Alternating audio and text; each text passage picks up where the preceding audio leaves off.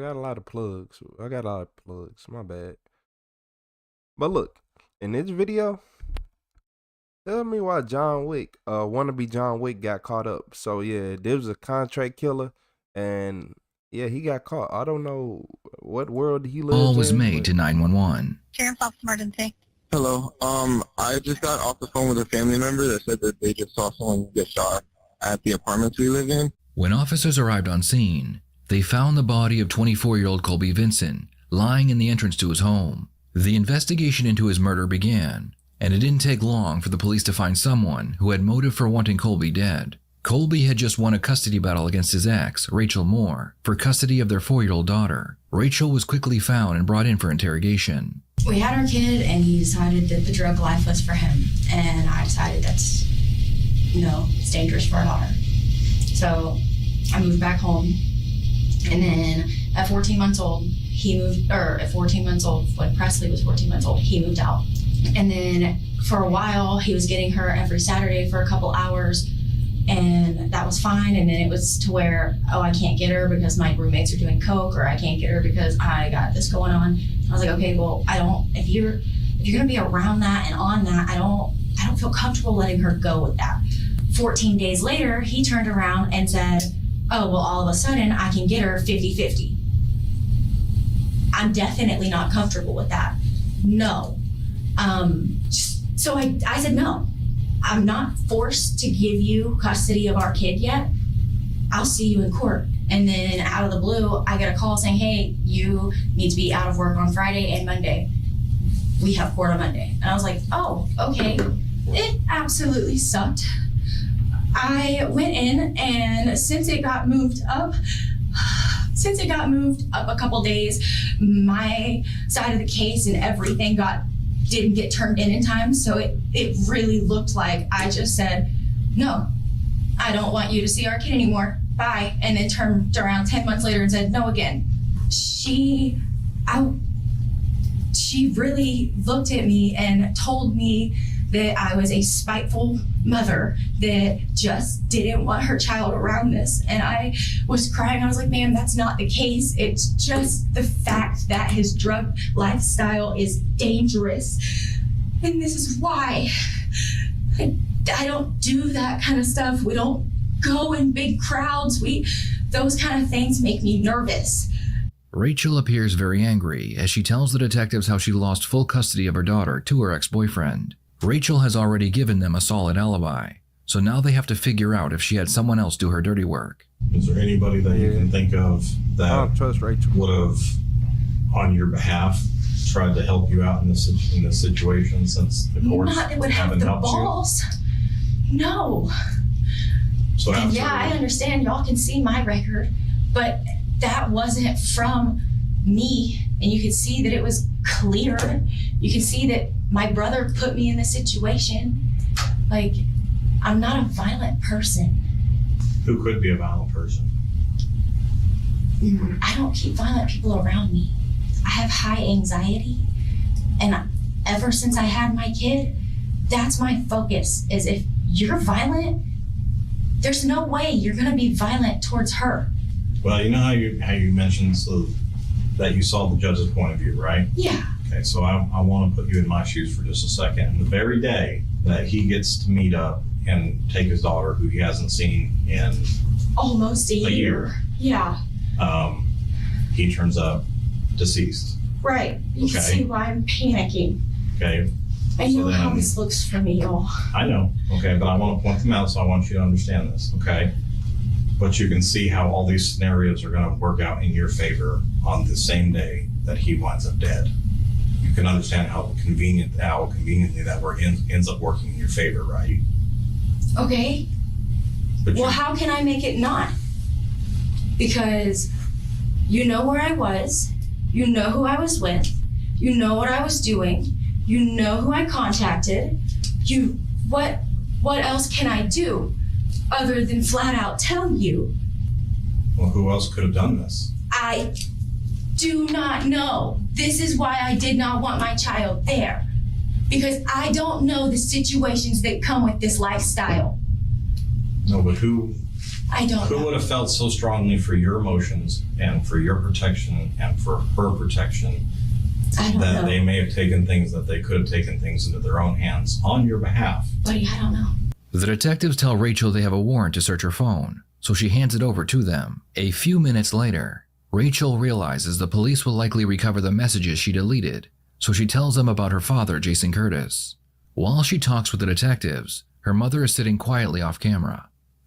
Called Booger on Monday and told him about the court date with Jason Curtis. And I was panicking then. And he told me not to worry about it. That it wouldn't be something you gotta worry about. And he had sent me pictures of knives and guns, but I didn't think anything of it because he lived far away, and he's just. Well, I deleted that immediately as soon as everything hit the fan. I was like, oh wow, this is probably bad. This probably looks awful. Do you think you would actually come down here and shoot him? I don't know. She heard whoever that was because she was mad that she lost custody. And she looked like the type who do that. I don't trust her at all, not one bit. I don't know, but he did tell me not to worry about it, and then he called last night and said that I don't have to worry about it and everything's fine. When he told you didn't have to worry about it anymore, did you ask him, like, what are you talking about? And was this a phone call or was this This something? is a phone call. Right. So he called you and said you don't have to worry about it anymore. What did you say to him? What are you talking about? He said, yeah, you don't have to worry about it. It'll be fine, but I gotta go. And he just hung up. And when he called, I didn't think that was actually a thing.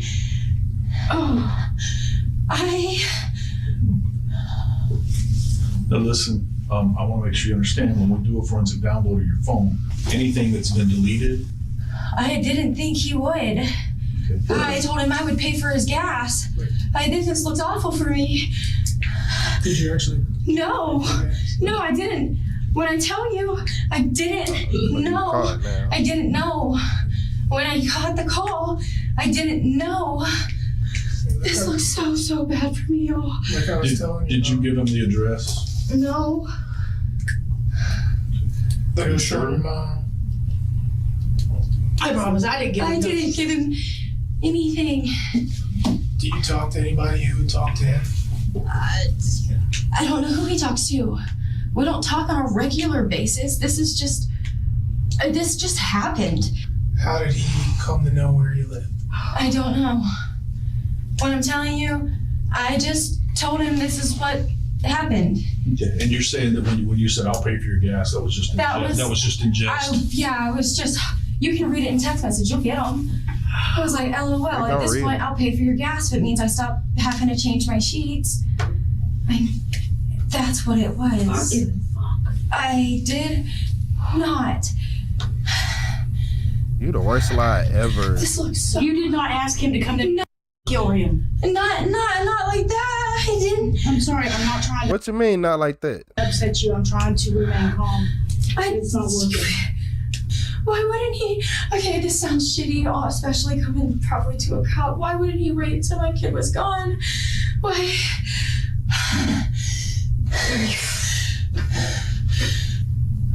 What do you do when? What do you do when this is laid at your feet? Tell the truth. So what did you think when you heard that? Sorry. What information did you share? That's going to be very important to your cooperation. Of what information did you shared- share? That my side of the case was not used and that I am upset. Basically just vented to him about it. But I didn't know it meant like that. I feel like I'm gonna pass out in this chair. The detectives tell Rachel that her daughter has been taken away from her as a safety precaution until the case has been resolved. And somebody was in it. Sir, please. You think you can hire and kill her then get the baby? Okay. I'm sorry. So you can run away? Please don't take her. How can I? How can I help? How can I? This is the cooperation part we're talking about. The more you cooperate and the more openly you are to answers, okay, is better on your favor. I don't want this to turn around on me if that was him. I knew what I had said to him. I knew what he had sent me. Pictures of, take your pick of the swords or the knives and I jokingly said whatever would be easiest to carry. But like, What did you believe? I believed that he was here. I believed that he hurt him and that my kid had to witness it and that it was going to come on to me and that he just ruined my life. That's what I believed. And that. So did he say anything to you about what he had done? No. But based on what he said to you, his words were good enough for you to believe that he had done something to hurt Colby.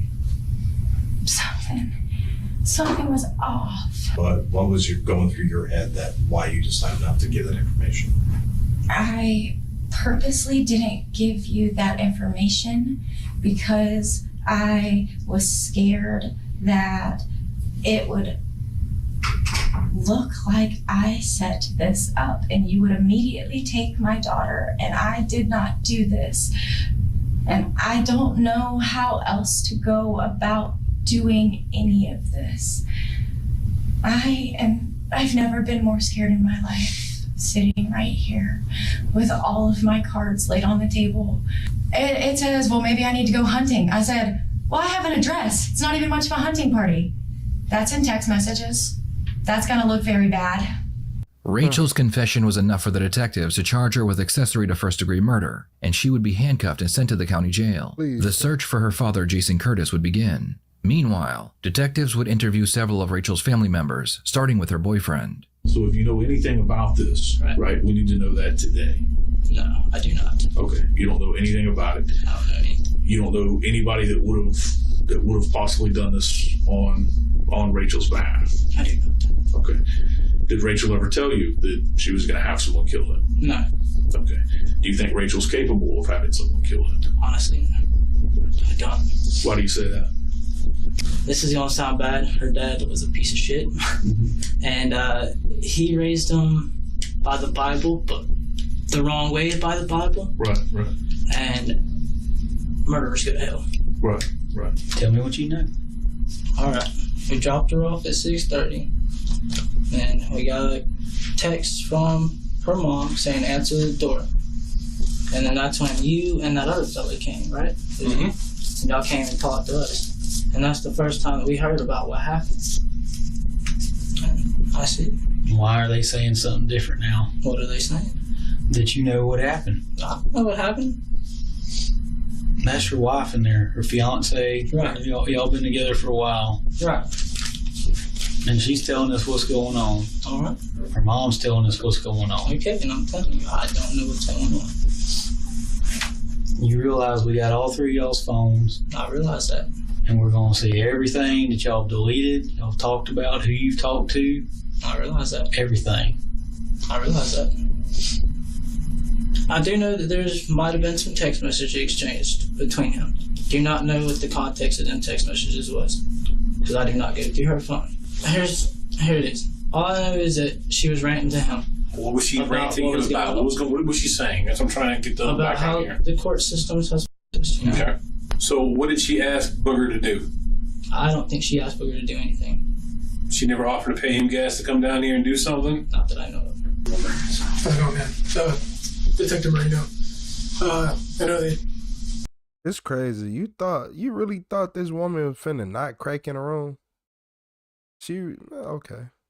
Snag this from you. Yeah, can I get a cut? No, unfortunately, we're keeping it for evidence, like the lieutenant was saying when he was in here. Don't you gotta have a warrant for that, though? Yeah, we need a warrant to search it, Yeah. not to seize it. Why don't you have to have a warrant to see it? Dude, I'm not gonna do this song and dance with you. That's my only form of work, dude. I get it, but unfortunately, due to the circumstances of what's going on, we need to check off all our blocks. Usually, the faster we can go through this, faster we can dismiss it, faster you get back your phone. Despite Chris's hesitation into letting the police search his phone, nothing was found that would implicate him as being involved in the murder. The next person the detectives interview is the victim's ex-girlfriend, so they can get a better understanding of who Colby Dang, hold on. So Chris was he innocent or was he guilty? Hold on. This just got dramatic. was. Yeah, so me and Colby were together the past 2 years, so to me personally, this man could never hurt a fly. Like, we never argued, we never yelled at each other. It was always, we got along. I have a daughter, he was amazing with her. Like, he's just a great person, he cared about everyone. The whole 2 years I was with him, never once did he ever argue with another person or get into any drama with someone. So, yeah, he's just a great person. Like, I literally cannot say one bad thing about him.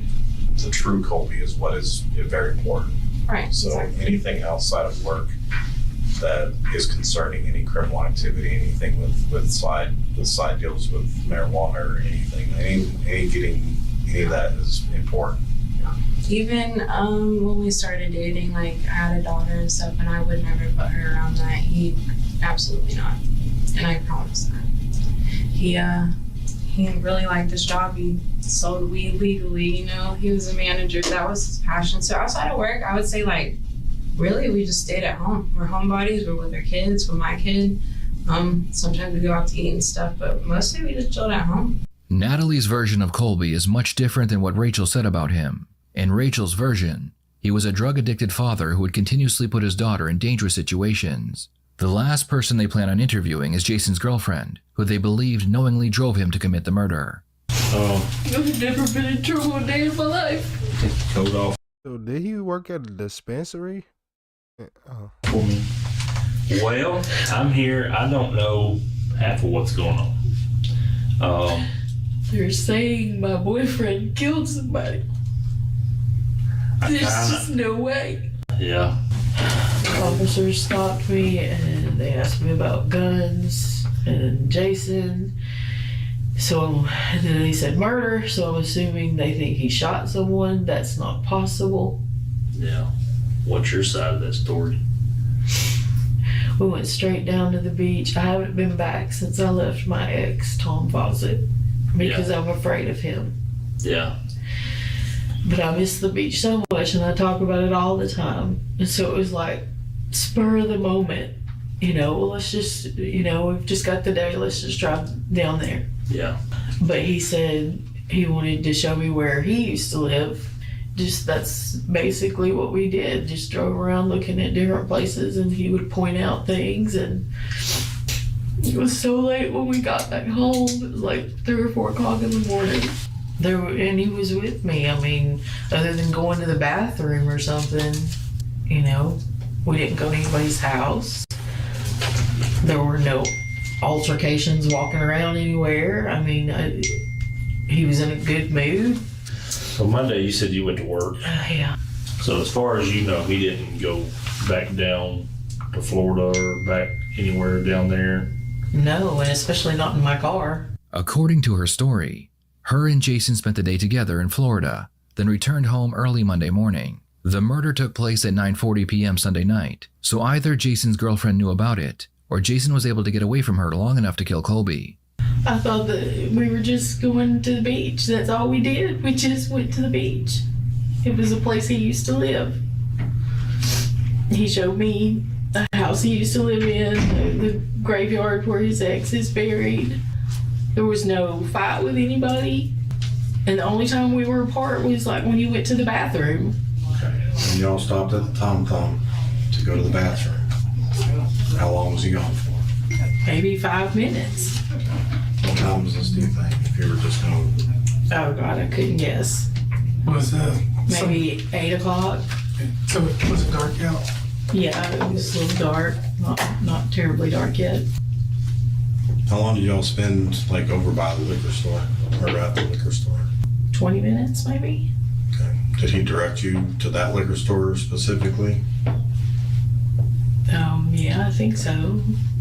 And I get the impression from Jason that I think he might have been, at least the impression he's trying to give me was that I think he was trying to keep you maybe a little in the dark about certain things. He always keeps me in the dark about stuff all the time, but I want you to This just kind is a of little like different. search your memory because I don't want, like I said, because Rachel's already been in trouble. Is already in trouble for her involvement, of course. Who is it? Who Who did he kill? Rachel's ex-boyfriend, the father to her baby. He's saying, did he even mention anything to you this week about the custody stuff that she was going through, that Rachel's going through? Either she lying or he a good liar. It's one or the other. Either he got her completely in the dark and he that good at lying and manipulating, or she is lying. I knew that he said something about her being upset. And that, yeah, she was going through some custody stuff. If you had anything to do with this, then that can make you an accessory I to did this. not. Okay, and that's why And I'm I don't trying. believe it. And that's why I'm making it. I want to be clear about what information you did know. That's why I'm trying to verify certain truths with you. So you're at the Tom Thumb at the beach, then you go to the beach, then you go to the hotel. He gets out of the car at the hotel. He's gone for about 10 minutes and then comes back and you guys leave. Is that correct? I think so. The detectives were able to verify that right around the time the murder took place, Jason had stopped to use the bathroom not far from Colby's home, and he was gone for over 10 minutes. They were also able to verify that his girlfriend had no idea what he had done, and she was released. Not long after she left, the police would find her husband.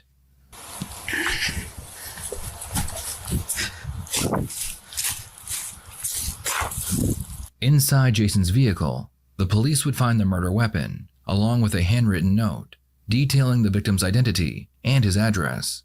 Jason was handcuffed and brought in for interrogation. Alright, so the reason we're here is there was a Boy, you the dumbest killer ever. Boy, you about the dumbest.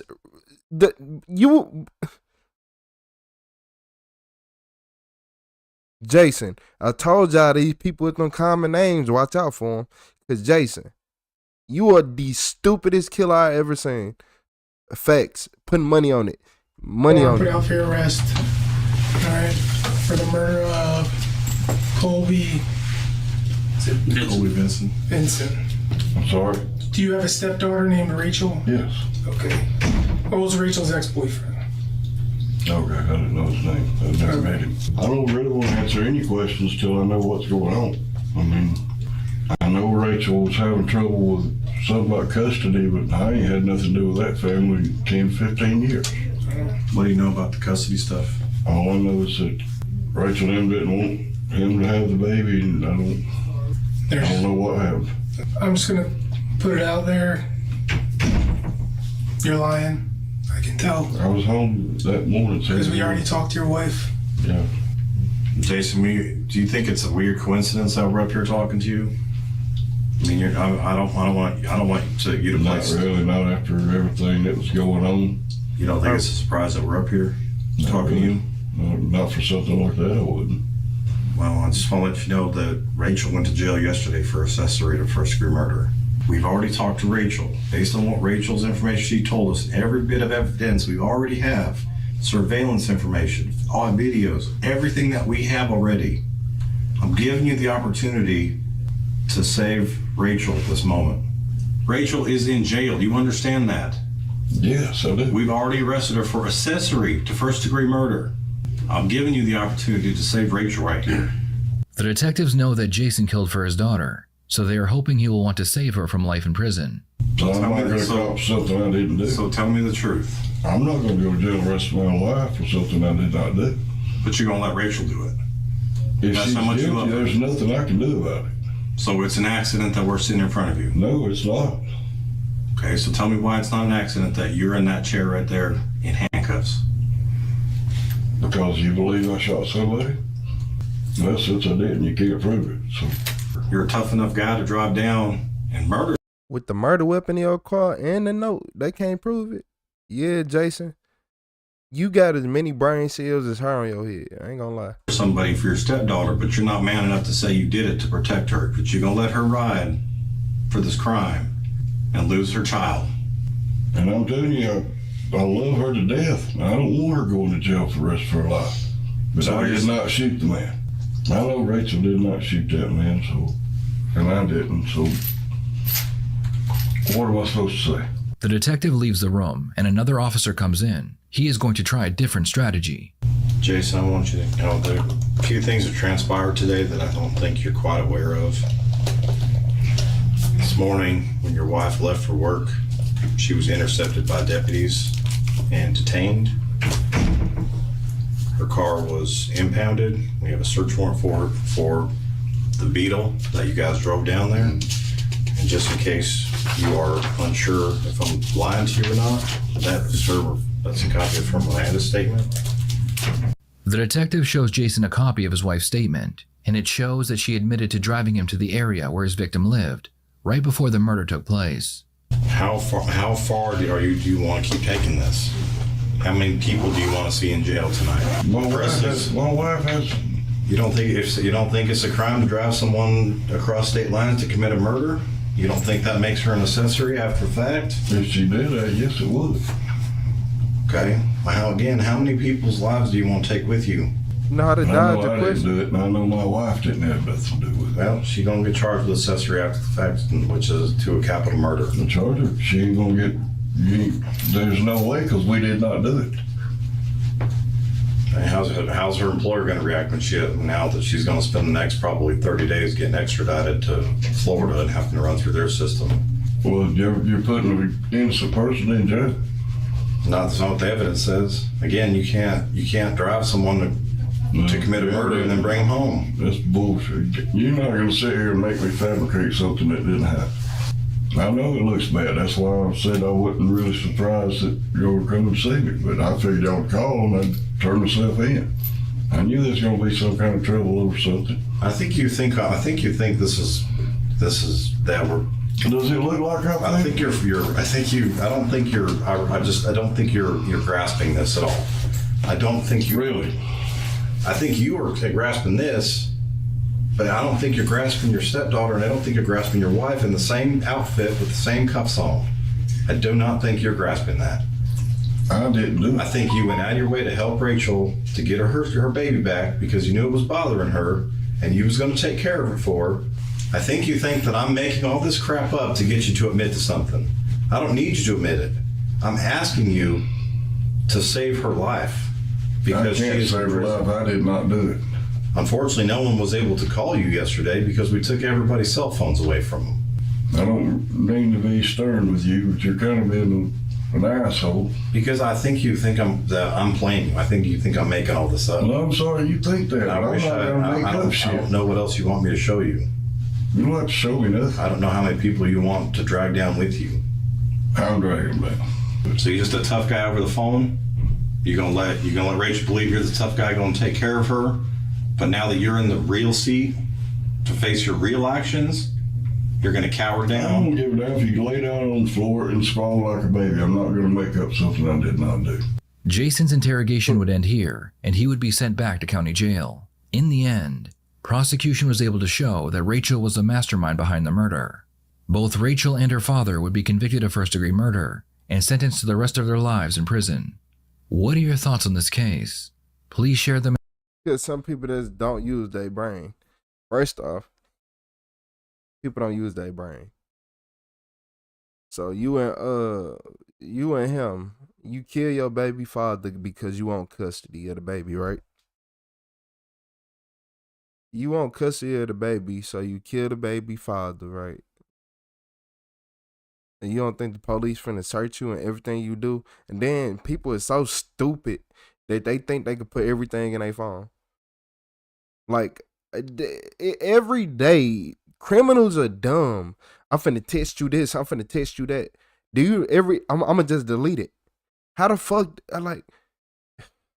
so y'all tell me y'all don't watch any crime shows. Y'all never seen, this is why people need to watch my YouTube channel more. I think I need to hold your hand and tell you that if you test anybody, anything ever on your iPhone, Galaxy, no matter what phone you have, the police can get it. It don't matter. If you have anything in the cloud, the police can get a warrant to search your cloud. Y'all just idiots. Like, just think of the bigger outcome. Because you can be like, nah, don't do it, but they don't want to think about that. Like, just think that you're gonna get caught. Like, brain power is not a functioning tool and at all. Like, y'all really thought. And then he had the murder weapon and the directions to get to him still. Boy, if you ain't about the slowest, the dumbest hitman I ever seen, the fakest John Wick I ever seen, boy, if you don't get out my face, boy, like, you gotta watch out for people like her. She just an idiot. Like, you ain't never did nothing in life. She a straight idiot. She thought she can hire a hitman through her personal phone, get him to come through, kill. Like, okay, hit that like a subscribe button, y'all. Some people brains don't connect. Like, it ain't no spark there. They just be idle.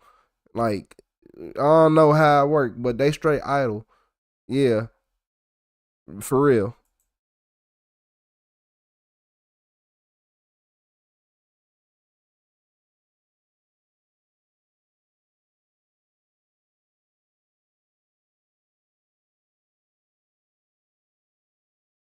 Hey y'all, in this video, they said a hidden camera caught a killer 23 years later. First off, boy, you gotta wait for 23 years. You should have shut up and took that to the grave. So imagine he was probably sitting in somebody's house who got like a little camera in their living room. Then he said something, they recorded him. Bye-bye. Get him up out of here. Hey y'all, hit that like and subscribe button. We finna see what it is. On October 2nd, 2019, two detectives entered the Visalia Mall in California looking for a man named Mr. Stain. Hi, is Mr. Stain in? Mr. Stain? Yeah. Hi, I'm Mr. Stain. My name is Vince Zavala. It's Bob Sodas. This is 52-year-old Nikki Dwayne Stain, the manager of Charlie's Philly Cheesesteaks. Okay. Nick has been hiding a terrible secret for over 2 decades, but he isn't the only one hiding something. After hearing the detectives' names, Nick just realized that his dark past has finally come back to haunt him. We're doing some grunt work here. We're looking into a matter that happened a while ago. Take 5 minutes. Okay. That's fine. Detective Zavala, with his hidden camera still rolling, sat down and showed Nick an old photo of a young woman. Have you ever seen that girl? Nope. Nope. You don't know her? Okay. You've never committed any violence against her? No, I haven't done anything. I don't say I don't know her, so I wouldn't know how to. Yeah. So have you never committed violence against anybody? No violence against anybody. Her name was Debbie Dorian. She was found murdered. You didn't kill her, did you? No. Nick continued to deny any involvement in this murder. However, he was extremely standoffish when he was asked to provide his DNA. We've been asking everybody we talked to if they would voluntarily give us an oral swab. Like, I ain't gonna lie. If anybody walked up to you and say, "Let me get some of your DNA," I'm gonna be standoffish too. I don't even want you to know nothing about me. To compare to evidence that's at the scene, but if you haven't been there, I mean, you know, it's just kind of a mundane thing. Yeah, it sounds like, I don't know, that sounds like, I don't know if I want to do that. Clearly, he didn't plan on cooperating, so the detectives ended the interview and Nick kindly escorted them outside. He chatted with them for a bit longer and wished them luck with their investigation. Yeah, I hope you find him. I hope we do catch the guy, and thank you. Have a good day. But the detectives had one last secret. The entire building was surrounded by officers. 257 to the arrest team, stand by. Nicky Stain. Hi. Put your hands behind your back. Turn around, man. Yeah. Nick pretended he had no idea what was going on as he was handcuffed and put into the back of a police cruiser. Months before this arrest, Fresno and Tulare County authorities reopened the murder case of 22-year-old Debbie Dorian, which had remained unsolved for 23 years. Go ahead, ma'am. My husband just called and went to his daughter's apartment. She didn't show, and he found her dead in her apartment. Okay, tell me what your daughter's name is. Her name is Deborah Dorian. Family members and neighbors say Debbie Dorian, a Fresno State student, worked hard and had plans to specialize in audiology. According to police, Debbie's dad found her body in her bedroom early this morning. She was lying face up. Her mouth and nose had been taped shut with some gray-colored tape that prevented her from breathing. Using the killer's DNA collected from Debbie's body, they constructed a family tree, and through the process of elimination, they were able to pinpoint exactly who the DNA belonged to. This led them to Nick, a 52-year-old divorced father of 2 and a longtime resident of Visalia. After escorting him to the police department, they sat down for an interview, hoping to elicit a confession and expose this wolf in sheep's clothing. However, before they could even ask him about Debbie, Nick immediately caught them off guard by confessing to another set of horrific crimes. Nick, do you know why you're here today? Yeah, I do know why I'm here. I know I've done a couple things that here in Visalia that I shouldn't have done. So when you say a couple things in Visalia, what are the couple things that you're talking about? Oh, there's a couple. He was a killer. Look at him. Nah, that's why females be scared from. Look at him. Times that I approach women that out on the street that and stuff and coerce them into having some final. And so those are things I shouldn't have done. Against their will? Yes. The detectives pulled up their reports from the crimes they suspected Nick was referring to and read them to him one by one, trying to corroborate his confession. Suspect pulled sweatshirt over his face and then placed handgun in her side. He escorted the victim and concealed their location behind some bushes. That might have happened. I think that one happened. She was standing alone waiting to catch a bus. Suspect approached the victim. Suspect told the victim not to run or he would kill her. I say that sounds like me, but I don't think that was me. Nick took full responsibility for 4 separate assaults and showed no signs of remorse. Do you recall what you wore during those? I recall wearing a hoodie or something like that. When they asked Nick why he would commit such vile crimes, he said that his past trauma had led him down the wrong path. Boy, get on. Get your lame ass, word fetish, word kink having ass on. Quit trying to, my past trauma. I can tell by your glasses, you're weird. Tell by the way your forehead is shaped, way your head is shaped, you're weird. The way your button unbuttoned, you're weird. So, I kind of like had some bad things that go on in my life. And I could say that I've had a problem with I guess, their addiction. If you have my phone, you'll be able to see that because it has like 400 videos on it. Probably 100 different women. Nick's addiction resulted in a strange lifestyle where everything he did revolved around getting attention from women. This is evident when looking at his digital footprint. The detectives found his secret Facebook profile under the alias Nick Steele, the chairman of a Fortune 500 company who lived a lavish lifestyle, drinking and partying with a multitude of women. Nick would often invite these women back to his place and lead them to his bedroom, which he had converted into what some may call a playroom. I had saw pictures of those types of rooms, dark rooms, on the internet. I said I wanted to paint it that way. Now everybody sees it. Says it's great. Nick admitted that these women were mostly escorts. Apparently, he had been paying for these services ever since he was in high school.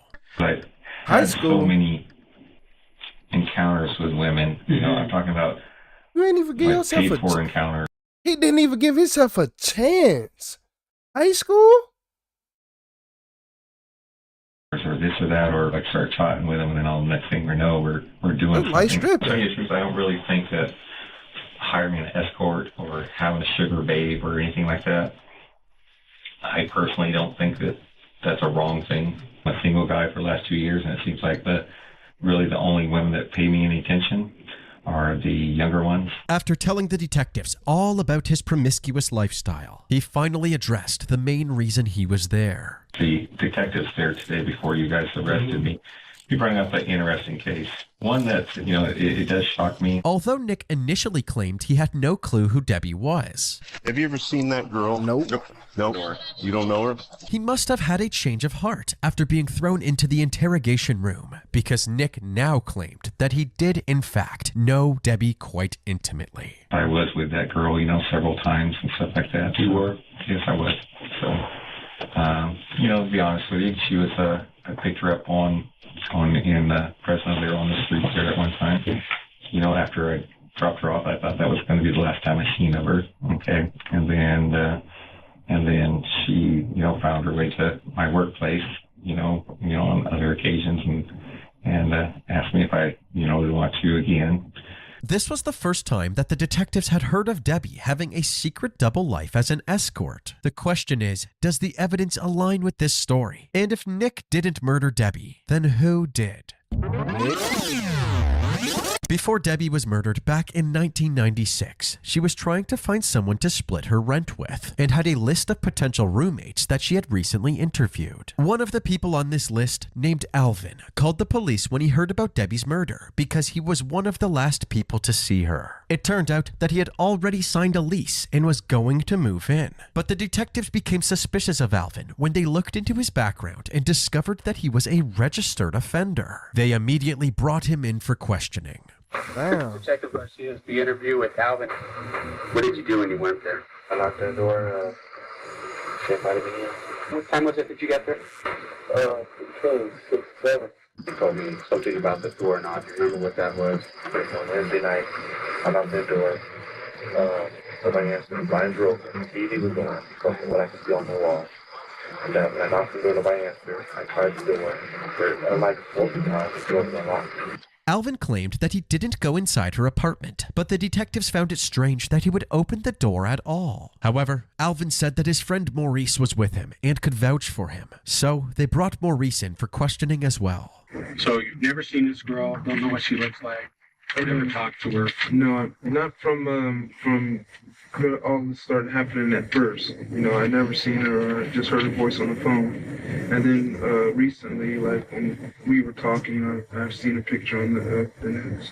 Although this interview was initially set up to corroborate Alvin's story, the detectives wondered if Maurice could be involved in the murder as well. Since Debbie was discovered bound at the hands and feet, they asked him if he had ever tied someone up. He said that he wasn't really into that sort of thing, and the only duct tape he bought recently was to repair his punching bag. I think I have a receipt for it in my checkbook. I bought 2 things of duct tape to tie up the ends of the rope. But at this point, the detective interviewing him hadn't specifically mentioned duct tape at all, and that detail hadn't been released to the public yet. So why would Maurice volunteer that information? Following the interview, they compared Maurice's DNA to the DNA on Debbie's body, and although it wasn't a perfect match, they were unable to rule him out as a suspect. Our investigation is that you were the one that did this. No, I am not the one who did this. I have nothing to do with this at all. How many times I have to keep telling you, I did not go inside this apartment. I do not know this person. I never met her. They believed that Maurice was lying about his involvement, so he was charged with Debbie's murder. Maurice, you have to understand something. Okay, you're under arrest for murder.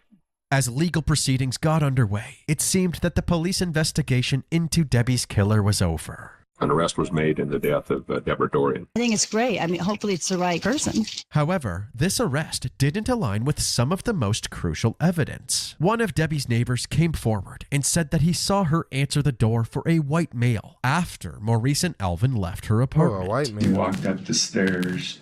He basically knocked on the door, and it wasn't a confrontational kind of encounter, but she let him in. Also, Maurice had an explanation for why he brought up the duct tape during his interview. What made you mention that? Somebody mentioned duct tape or something like that. Do you have any duct tape, or do you know anything about duct tape or something? When was that? That was when I first came to the question. This explanation was never verified by the police. They also tested the duct tape at his house and determined that it wasn't even the same kind of.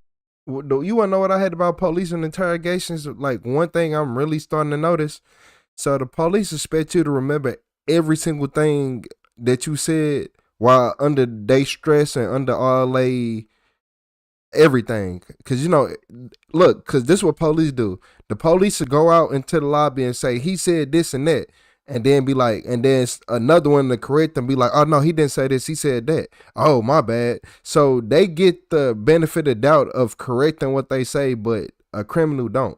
That's one thing I hate about police. Like, basically, they can say the wrong thing and get, you know, the next day they can come in and say, well, you said this. Be like, I ain't say that. Oh, you're right, you didn't say that. They can go back and see, but you can't. That's stupid. I never understand, man. Hey, look. If I got adrenaline going through my body and I'm talking, whether you telling the truth or not. I might miss out some details. I might forget some stuff. It might have felt different. It might have looked different. It might have been bigger. It might have felt more exaggerated in the moment. I got adrenaline going through my body. That means most likely that the story might be a little bit more exaggerated. It might be a little off. It's called common sense. Of duct tape that was used on Debbie. On top of all of this took place less than a year after the high-profile O.J. Simpson trial, which heavily revolved around DNA. So there was a lot of pressure on the police to be thorough and accurate with their DNA testing. The authorities felt obliged to redo Maurice's DNA test, and this time they were able to rule him out as a suspect. His charges were dropped, and he was once again a free man. Maurice Dixon walked into court shackled at the hands and feet. He had been in custody for a little more than 2 weeks. Tonight, he is free, and the investigation into the Debbie Dorian murder case returned to square one. Right now, we don't want to comment at anything at this time. We're just happy that he's being released. Although this was good news for Maurice and his family, they were well aware of what this meant for Debbie's family and the rest of the community. We know that there's someone out there that have committed this crime, and basically the city is afraid again. We know it's hard on her family also, because they have to go through it again, waiting to see who they may arrest next. Every time something like this happens, it's like pulling the scab off a wound. Our future's been taken away. We will not see a wedding. We will not see grandchildren. She will not get to have a life. The one thing we can do, and the one thing we strive to do, is to get the person who did this. Debbie's killer proceeded to terrorize Fresno and Tulare County for the next 6 years. The DNA found on Debbie's body was tied to at least 8 other assault cases between 1996 and 2002. We feel he's a predator. You never know when he's going to get the urge to hit again. You never know if he's going to escalate or whether he's going to go back to something else. He could strike at any time. There is some very evil, demented predator out there. The only significant lead during this time was another person on Debbie's list of potential roommates, someone named Nick. However, they were unable to figure out who this person was until 2019. I did wrong.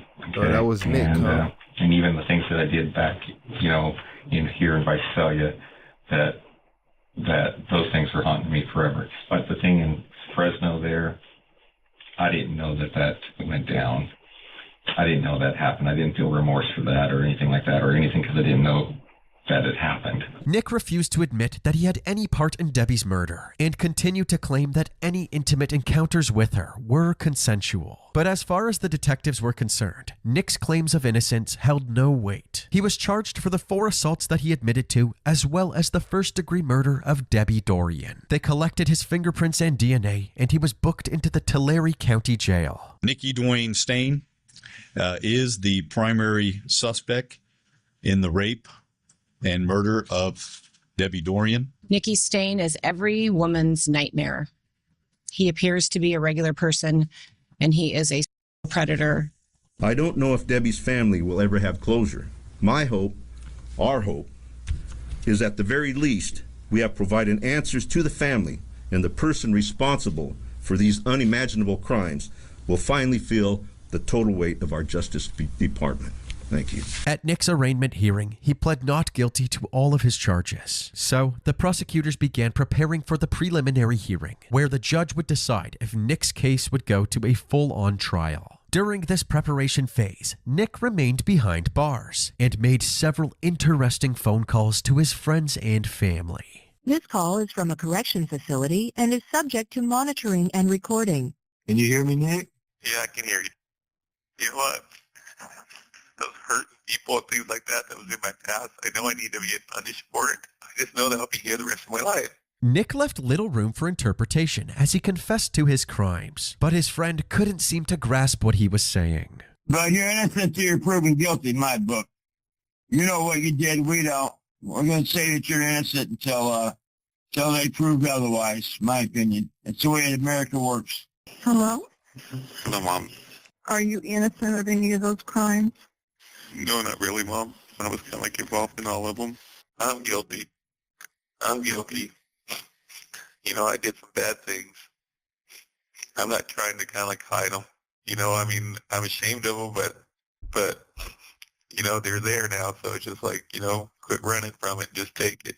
The prosecutors knew they struck gold after hearing these phone calls and made them a focal point during Nick's preliminary hearing on November 28, 2023. He said 20 years ago, he had done some bad things and hurt some people, and he needed to pay for what he did. He said that he had been struggling with demons all his life, and he said, I can't say I don't deserve what's coming to me, because I do. They went through the rest of the evidence as well, including his interrogation, the DNA tests, and Debbie's list of potential roommates. And what does it say by number 6?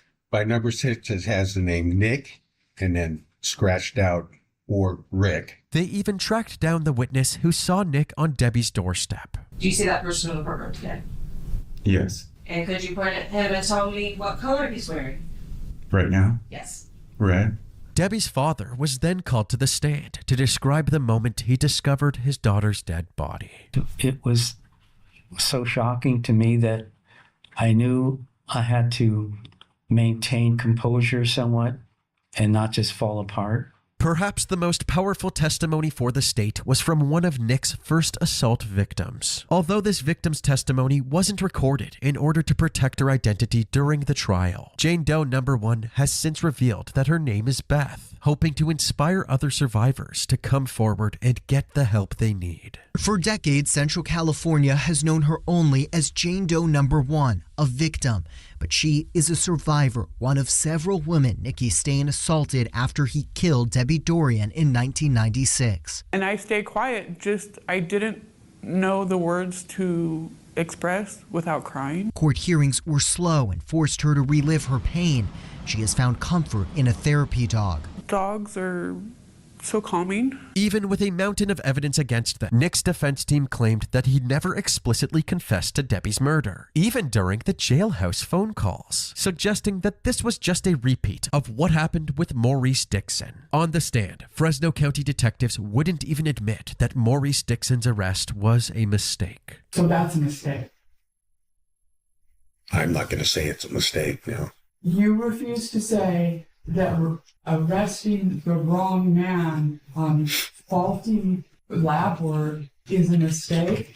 Did you get the right He guy? was eventually cleared. Yeah, so Yeah. he was the wrong guy. This strengthened the defense's point that the county will do anything to secure a conviction, even if the evidence isn't reliable and they actually have the wrong guy. But in the end, the defense couldn't convince the judge to drop the charges. She decided that the state had enough evidence for a full trial by jury. The defendant is held to answer on all counts and charges. The prosecutors announced that they were going to pursue the death penalty, and Nick's trial was eventually set to take place in early 2026. However, in March of 2025, Nick's defense attorney Jane Bolger warned the Supreme Court that she would no longer be representing Nick if they didn't pay her more money. And that is not lightly done. He needs to have effective counsel, and effective counsel needs to be able to work so many hours and days. In 5 years, I've been paid. She need to lick her lips. I want to know how much she made in 5 years, though. So many hours and days. In 5 years, I've been paid $43,000 for a death penalty case. If Bolger withdraws, the county would have to find new attorneys for Stain, which would mean additional years of delay. It would take 3 years to go through everything. Thankfully, Debbie's family wouldn't have to wait that long for a trial, because a couple months later, on May 15th, 2025, Nick unexpectedly pled guilty to all of his charges. First degree murder. Guilty. Sexual battery by restraint.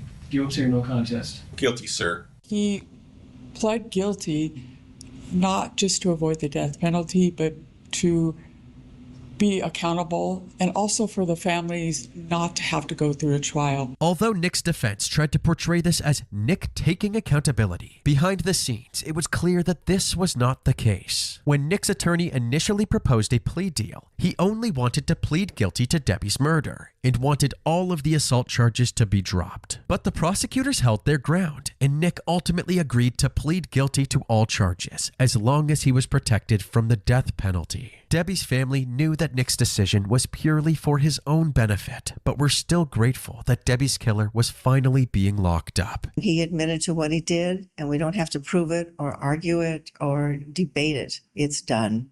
We asked what Dorian would think. She's going, Yahoo, Mom. Yeah.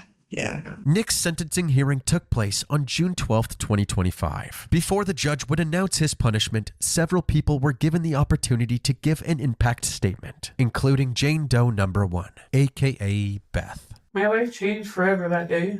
I tried moving on. I have tried to forget, to be every man within. I was always scared, having these thoughts in my head and flashbacks. The night playing over and over again in my head. I didn't care about my future.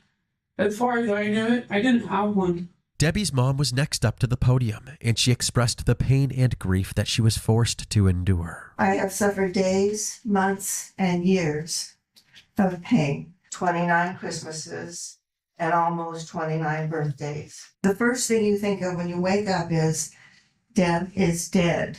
How do you live when the joy of your life has been extinguished? She then read a passage that she had written from Debbie's perspective. Adrenaline flooded my body. I screamed and screamed, but he didn't stop. He wrapped my head in duct tape, covering my mouth. Damn. I couldn't breathe. Everything went dark. I knew my life was over. I would never take a hike with John, the love of my life. Spend time with my mom. I wouldn't have a wedding. I wouldn't be a beautiful bride. My dad wouldn't walk me down the aisle. I knew my death would break my mom's heart and change my dad forever. The pain that they suffer is deeper than anyone can know. Despite the tragic circumstances, she ended her impact statement with a silver lining. Though he took my precious Deb, he did not take my soul. I am wiser and stronger than ever from having to go through this ordeal. He has the rest of his life to pay for what he did, and he will pay for his evil actions. In the end, Nikki Dwayne Stain was given a life sentence without the possibility of parole. At this point, sir, you are remanded in the custody of Fairland County Sheriff to begin serving your time. He currently resides at the California Medical Facility in Vacaville and will spend the rest of his natural life with the California Department of Corrections. You know, I planted a tree the Christmas after Deborah was killed, and that tree is 50 feet tall and 3 feet around. That's a long time to grow. It reminds me of how long it's been that we've been working on this case. After decades of pain, perseverance, and unwavering determination, we can finally say that justice, at least some kind of justice, has been served for Debbie Dorian and her family and the other survivors of the monster that is Nikki Stain. Nikki Stain. Well, I tell her I love her every day, so I think she knows. And, you know, you miss seeing her wedding. You miss seeing the holidays. You miss, what did she grow up? What would she look like? You know, she was a feisty, wonderful person. You knew when Deb came in the room, she was beautiful. And, yeah, that's just the way she was. Yeah.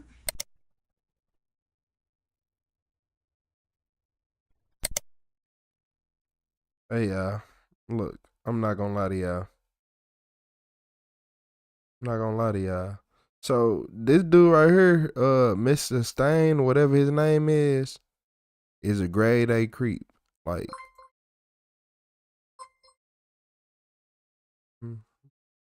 yeah, he is a grade A creep. I don't like people like this. They make the world go fucking flat. Not round, flat. He a creep, and people just, y'all locked the black man up and then kept let him just roam free. Then y'all, yeah, we got him. DNA don't match. We got him. Y'all over here. So you don't think it was wrong just because they got the DNA? That, like, come on, no. Y'all need to start doing y'all job and quit putting people in jail without evidence. Y'all didn't even have evidence to put the other man in jail. I mean, y'all did have evidence. He was some type of offender. So I don't know, man. I had to talk to you, see how you got that status. Hey, Or I ever tell her and be like, you know what, you ain't the worst person ever. But man, yeah, people like him, it's only fitting that he get life in jail. None less. I would never want him out in the free world around where kids and children. Nah. You already said I got a problem. I got this. I know you have a problem, sir. Where you going? You ain't got to worry about that. You'll be okay. Hit that like and subscribe button, man. Stay safe. Keep your head on a swivel. Quit trusting everybody. You just met somebody and they acting all weird. Make sure you got something on you. Just in case they in that motherfucker, they think they finna choke you. You heard me. All I hear was some boots clapping. That's it. Like, oh my, somebody clapping boots. Like, damn, why am I flying out of my body? Yeah, stop playing. Yeah, man. I ain't finna lie to y'all, man. Yeah, don't get caught lacking. That's what basically everything boils down to. Don't get caught lacking. Don't trust everybody either, because you don't know them. Hit that like and subscribe button. I'm finna get up out of here. You don't know them, so stop acting like y'all do. No, for real, straight. None but boots clapping. They gonna be like,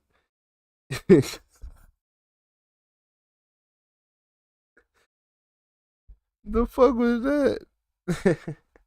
Hey,